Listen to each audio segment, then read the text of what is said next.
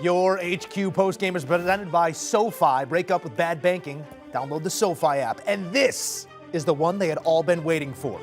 Since the kick, the flip, and the winner, Buffalo finally gets the ball back, and they take their ball and go home. 24-20, they're leaving Arrowhead winners as Josh Allen leads the way with 27 completions on 40 attempts for 329 yards and 3 touchdowns. With this, he ties Jim Kelly for a franchise record 12 such games of 300-plus yards and 3-plus touchdowns. An amazing performance here by Josh Allen. And what was a sleepy game in the early going that came to life in the final minute of the first half and then closely contested in the second half. It was a touchdown to Dawson Knox with just about a minute left that gave Buffalo the lead, and then an interception off the hand of Pat Mahomes puts this one to sleep. 24-20, the Bills make a statement. All right, let's break it down with the two-time Super Bowl champ Bryant, McFadden, and our NFL analyst Ryan Wilson. Guys, what kind of statement was this? Because this is the game that everyone had led into. I mean, it wasn't the 78 combined points we saw in the divisional round last year, but closely contested and good football throughout, as we always get from these two teams. Ryan, what's your big takeaway in this measuring stick out in the AFC? The Bills have a short-term memory. We talked about 13 seconds last year's AFC divisional round. I took some joy in watching the end of the second quarter right before halftime kickoff after the Bills put some points on the board. They squib kicked it. Hey, there's an idea. They learned from their mistakes at the end of last season. But I think the bigger takeaway is that Josh Allen can throw punches with anybody, including Patrick Mahomes. And if you go down the stats, both individual and team, this game was incredibly close. And it came down, in my mind, to 3 things. Harrison Butker crushed that 63-yarder at the end of the first half. Then he missed the 50-plus yarder on the first drive of the second half.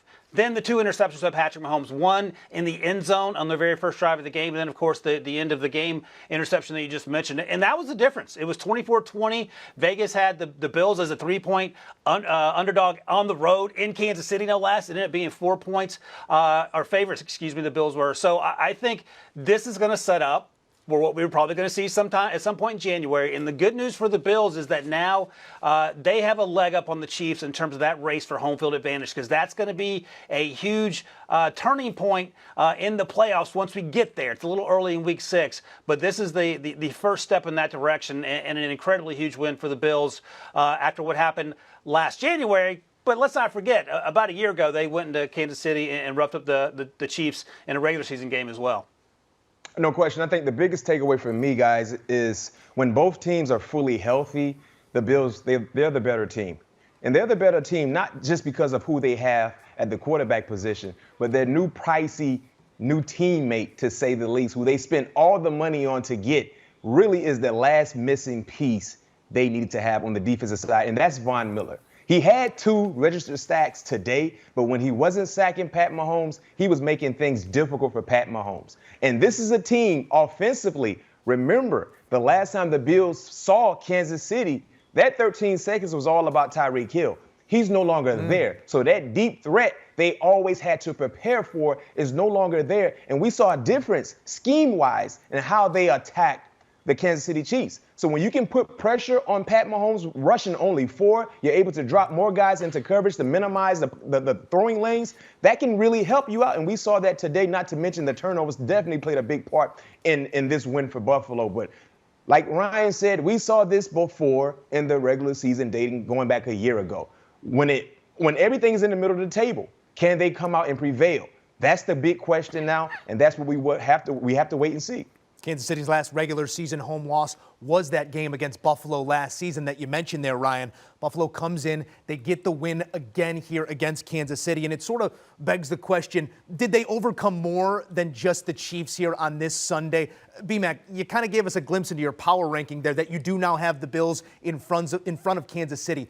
How big of a statement, how much was gained here beyond just a win in the win column, B-Mac? I think this is a team in Buffalo, guys. They don't need to do anything to earn more confidence or gain more confidence. They know what type of team they can be, right? I think this is all about January, February football, right? Ryan hit on it. Winning this ball game, you have one up on the Chiefs. Home field advantage is going to be huge in the AFC, in the NFC. And whenever you have an opportunity to have everything in the playoffs go through your home field, that's a plus. And most teams don't want to go to Buffalo in October, better yet, in January or February, right? Late January, whatever the case may be. You don't want to go there. So this is all about setting the table for what we want to see in January, what they want to see in January. So it wasn't about gaining confidence. No, they know who they are. They can easily be undefeated. Let's keep it real, right? But when you have Josh Allen, it's not about getting into the playoffs. It's about seeding. And this was a game that happened in October, but you better believe it will have a lot to do and say on what happens in late December, January. That's right. And they also play, you could argue, in a much tougher division, the AFC West. So they have the work cut out for them, no doubt. And I would imagine Chiefs defense coordinator Steve Spagnuolo is trying to figure out, at least in the back of his mind, what am I going to do next time to try to slow up Josh Allen? Because he was bringing the heat. He was trying everything, and nothing really worked. The good news is Rashad Fenton was out. Josh Williams, the rookie, had to play. He got burned for 2 touchdowns. You would like to get healthy there. Trent McDuffie, the first-round pick, is on IR. He's going to come off soon. He will contribute as well. Willie Gay, the linebacker, incredibly athletic, has also missed time. So you hope to get those guys back in time for that run down the stretch, and especially when you get to January football. But look, the Bills can say the exact same thing. And at the end of the day, it doesn't matter which team you are. You have to stop either Patrick Mahomes or Josh Allen, and that's an incredibly tough task. Today, Josh Allen was better, and Josh Allen has been up to the task the last 3 games. That last loss certainly wasn't on Josh Allen in the playoffs. And I think this just builds confidence for a Bills team that my only concern coming into the season, me and Pete Prisco were at training camp back in August. My only concern was, would the expectations that are typically on the Chiefs or historically on the Patriots that were thrust upon the Bills in the preseason, would that weigh on them? The answer is a resounding no. They whooped up on a terrible Steelers team last week. They went down to Baltimore and beat the Ravens the week before in that slosh bowl. They're finding different ways to win. They're doing it with a ton of confidence, and now they just beat arguably the second best team in the AFC, which now makes them, the Bills, number 1 in my mind. And they seem to be thriving in the moment, as do our guys. B-Mac, Ryan, thank you. All right, here's a look at the numbers. We know they're all over the board, and Josh Allen, 32 points, pencil him in. It's been fantastic week in and week out, limited in the rushing attack here, and just kind of stood back there and did his thing. 3 touchdowns, no interception, and as you heard Ryan say, it was the 2 interceptions that plagued Mahomes, one early, one late. He still went for 23 points. Stephon Diggs got to the end zone, also had a $148 for 30 total. Gabe Davis, becoming a bit of a home run hitter, got to the end zone on a deep ball, and that pushed you past that 10-point mark here on Sunday.